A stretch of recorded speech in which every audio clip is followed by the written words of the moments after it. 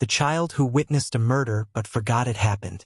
The day Noah stopped speaking was the day the town started whispering. He had always been a quiet child, the kind who clung to the edges of playgrounds and watched clouds with a philosopher's stillness. But after that night, he didn't speak a word. Not to his foster parents. Not to his therapist. Not to the teacher who knelt by his desk every morning with hopeful eyes and a gentle smile. They tried to write it off at first. Trauma, they said. Adjustment disorder. Maybe he just needed time. But there was something in Noah's eyes that didn't fit any diagnosis. Something not broken, but buried. It wasn't until his art teacher handed him a box of crayons that something shifted. Noah drew a house, then a tree, then a red figure lying on the ground beneath the tree, a dark scribble beside it, and a pair of wide, watching eyes in the corner of the page. His foster mom, Alice, found the drawing crumpled in his backpack. Her hands trembled as she smoothed it out. She'd been patient, tender, but now something ancient crept into her bones, dread.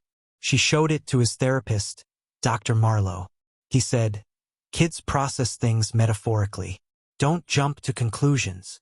But Alice couldn't stop thinking about the red smear on the grass. 2 towns over, a case file gathered dust. Unsolved. Male, late 30s. Found in a wooded area near the county line. No witnesses. No leads.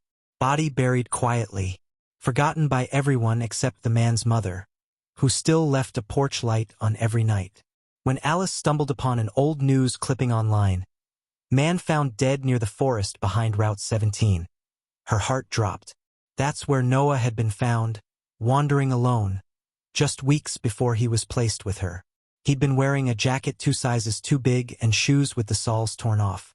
And he hadn't said a word since.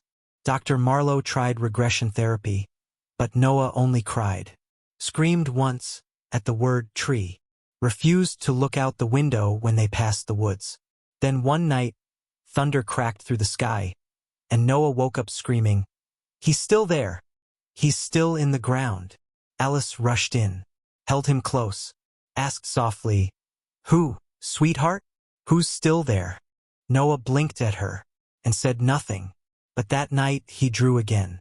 A face this time, pale, eyeless, screaming. The man at the door wore a gray suit and a plastic smile. Said he was from Child Services. Needed to check in. Alice didn't trust him. Neither did Noah. When he saw the man, he ran and locked himself in the bathroom, whispering over and over, "He's the one! He's the one!" Alice shut the door in the man's face. Called the agency. They'd sent no one. Whoever that was, he wasn't from Child Services. And he knew where Noah lived. Alice went to the police with everything. The drawings, the screaming, the mysterious visitor. Detective Lena Hart, quiet and methodical, listened. She had worked cold cases long enough to know when a child's silence said more than an adult's words.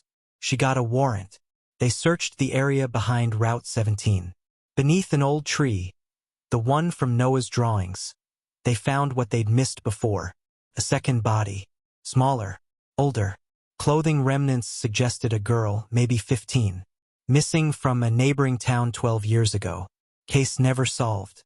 And something else. A ring, engraved with initials. Those initials matched the name of the man who'd come to the door. Noah had seen the first murder, but not the second, because he'd been hiding in a hollow under the tree, frozen, watching. The killer never knew he was there. The shock fractured something in his mind, protected him in a way.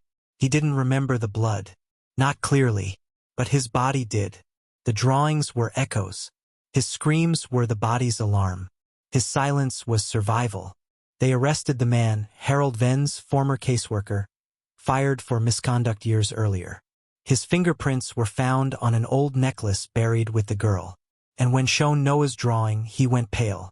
It only took one name to unravel everything. The girl in the ground was his foster daughter. He had hurt her, killed her, buried her. When the man found out Noah had been there, had seen, he panicked. Tried to find the boy before the memories came back. But they already had. Harold was sentenced to life without parole. Alice adopted Noah officially the following spring. He still didn't talk much. But one day, in the park, he tugged at her sleeve and whispered, "The tree's gone now." And it was. The county had cut it down, roots and all, as part of the investigation. But what he meant was something else. The fear, the silence, the memory buried beneath bark and shadow. It no longer held him. He began to speak again, slowly, gently, one word at a time. But the past doesn't vanish. Months later, Detective Hart received an anonymous envelope. Inside was a child's drawing of another tree, another red smear, another pair of eyes watching from the dark. And on the back, in shaky crayon, "He's not the only one."